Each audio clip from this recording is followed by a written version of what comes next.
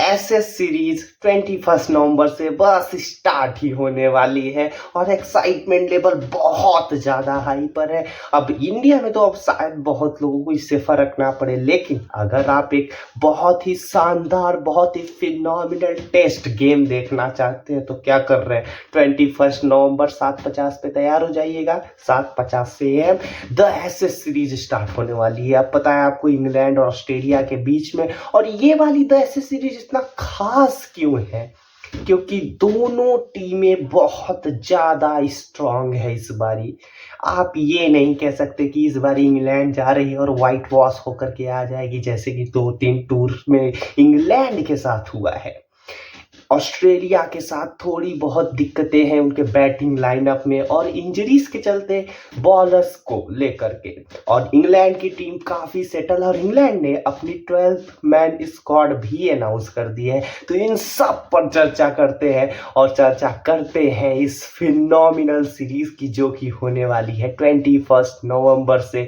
आपको एक बेहतरीन टेस्ट क्रिकेट देखने के लिए इस वीक में मिलने वाला है, क्योंकि ये द एसएस सीरीज है। बात करते हैं सबसे पहले दोनों टीमों की कि कौन सी टीम लग रही है स्ट्रांग। क्या इंग्लैंड इस बार सच में व्हाइट वॉश होने आई है? नहीं नहीं नहीं नहीं, क्योंकि अगर आप इंग्लैंड की टीम को देखें तो टीम तो काफी धांसू लग रही है। और जोफ्रा आर्चर जिस तरीके से नेट्स में बॉलिंग कर रहे हैं, कुछ वीडियोस आई हैं जिस तरीके से माकूड बॉलिंग कर रहे हैं, और ऑप्टस की जो पिच दिख रही है, it's not going to be easy for Australian batsmen because they both will be steaming on those green top wickets. और जोफ्रा आर्चर और माकूड, ये दोनों बहुत खतरा बनने वाले हैं, और दोनों का नाम 12th मैन स्क्वाड में है। इसका मतलब बहुत सारा आकलन लगाया जा रहा था कि क्या दोनों एक साथ पहले टेस्ट मैच खेलेंगे। हाँ, दोनों एक साथ पहले टेस्ट मैच में खेलते हुए बहुत अच्छी तरीके से दिख रहे हैं इंग्लैंड की स्क्वाड्स के देखें तो। और बैटर्स की बात करें, बैटर्स में बेन डकेट बहुत एग्रेसिव खेलते हैं। ऑस्ट्रेलिया में किस तरीके से खेलेंगे, विकेटों पे बहुत मदद रहेगी, क्योंकि विकेट देखकर ही ऐसा लग रहा है जैक क्रॉली, मुझे ऐसा लग रहा है Zak Crawley could be a success in Australian condition. Yes, Zak Crawley मतलब जब भी इंडिया के खिलाफ भी खेल रहे थे, बैकफुट से बहुत अच्छे अच्छे शॉट्स भी खेल रहे थे, तो ऐसा नहीं लगता जैक क्रॉली बहुत खराब प्लेयर है या ऑस्ट्रेलिया में कुछ कर नहीं सकते। जैक क्रॉली पे ध्यान रखिएगा, Zak Crawley could be one of the player who can thrive in this condition. Zak Crawley is. Number 3 पे ओली पोप को रखा गया है, क्योंकि जैकब बेथल नहीं है 12th मैन स्क्वाड में, यानी कि ओली पोप नंबर 3 पे फिक्स है। Ollie Pope, I don't know how he is going to perform in this condition.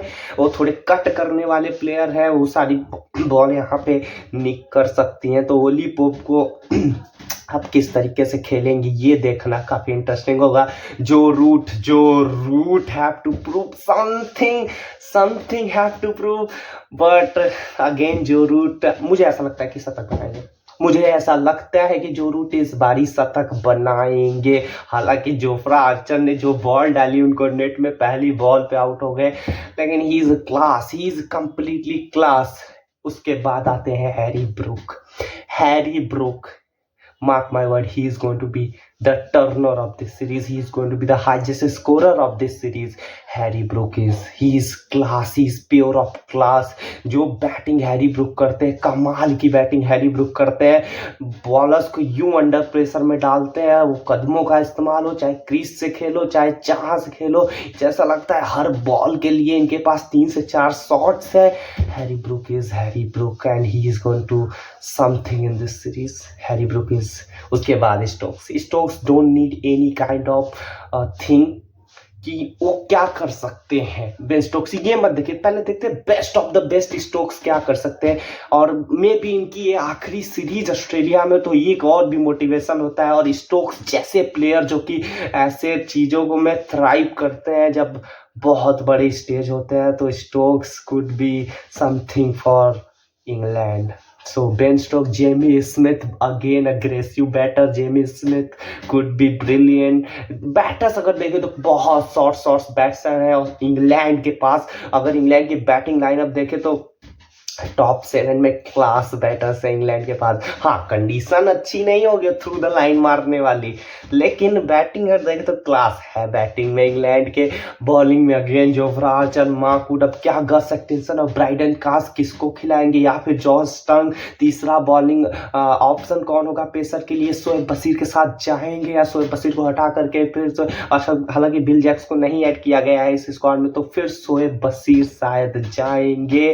तो शोएब बशीर को रखना चाहिए। पर्थ में बाउंसी विकेटें होंगी, थोड़ी सी मदद मिलेगी। नेथन लायन का रिकॉर्ड पर्थ में बहुत अच्छा है, तो शायद शोएब बशीर के साथ इंग्लैंड जाए। वहीं पे ऑस्ट्रेलिया की बात करें, अभी तक नहीं डिसाइड हुआ है कि ऑस्ट्रेलिया का ओपनर कौन होगा। ये बहुत आश्चर्य वाली बात है ऑस्ट्रेलियन क्रिकेट के लिए कि हम प्रिडिक्ट नहीं कर पाएंगे कि कौन होने वाला है ऑस्ट्रेलिया का ओपनर, कौन होने वाला है 3, कौन होने वाला है 6। कैम ग्रीन, बॉब वेस्टर दोनों एक साथ खेलेंगे या सिर्फ कैमरन ग्रीन खेलेंगे, कौन से नंबर पे कैमरन ग्रीन खेलेंगे, क्या बॉब वेस्टर को जगह मिलेगी, उस्मान ख्वाजा का फॉर्म कैसा रहेगा पेसर के आगे। उस्मान ख्वाजा अगर नहीं परफॉर्म करते हैं कुछ विकेटों पे कुछ मैचेस में शुरू के, तो फिर क्या उस्मान ख्वाजा को हटा करके किसी दूसरे को लाया जाएगा। मरनस लाबुशेन बहुत अच्छा डोमेस्टिक सीजन, शेफील्ड शील्ड में बहुत तगड़ी परफॉर्मेंस की, तो क्या उनको नंबर 3 पे वापस लाया जाएगा या फिर ओपनिंग कराएंगे। स्टीव स्मिथ और हेड नंबर 4 और number 5 he they gonna be the fixed. Steve Smith की आप फॉर्म ध्यान रखिएगा, शेफील्ड शील्ड में गजब का फॉर्म था स्टीव स्मिथ का।